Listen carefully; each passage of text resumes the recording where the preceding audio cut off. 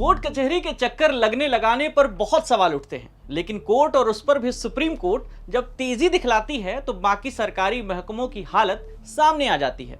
दिल्ली के जहांगीरपुरी चलते हैं। बीते दिनों रामनवमी के दिन यहां दंगे हुए।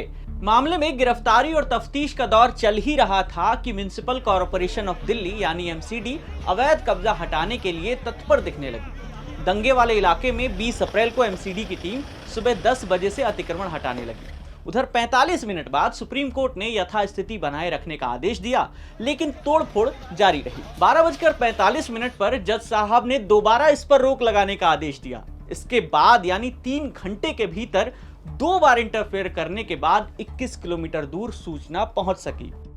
सरकारी काम का एक अपना स्ट्रक्चर होता है, होना भी चाहिए, लेकिन कई बार यही स्ट्रक्चर समस्या में डाल देता है। मसलन कोर्ट के आदेश की अवमानना।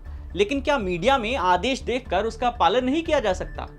कोर्ट का ऑर्डर ग्राउंड तक कैसे पहुंचता है? और जरूरी सवाल यह है कि सुप्रीम कोर्ट के आदेश को कितनी देर में लागू करना जरूरी होता है। हमने सुप्रीम कोर्ट के सीनियर लॉयर विराग गुप्ता से बात की। हमने उनसे पूछा कि कोर्ट के ऑर्डर दे देने के बाद फैसला संबंधित पक्ष तक कैसे पहुंचता है। जवाब सुनिए। लोग दस्ती ऑर्डर मांगते हैं। दस्ती ऑर्डर मतलब कि उसी दिन हाथ से ऑर्डर हमको दे दिया जाए और फिर उस ऑर्डर को लेकर के जो सामने वाले पक्ष का वकील है वो सूचित करता है कि भाई ये ऑर्डर कोर्ट ने दिया है। डिजिटल इंडिया और सोशल मीडिया के दौर में क्या इंटरनेट पर आदेश देखकर उसका पालन नहीं किया जा सकता? इस पर विराग गुप्ता जी क्या कहते हैं, जवाब सुनिए।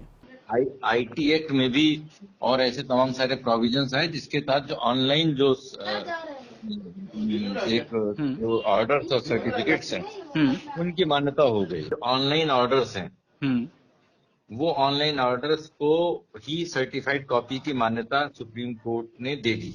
तो क्या ऑफलाइन जानकारी हो जाने के बाद ही फैसला लागू माना जाएगा?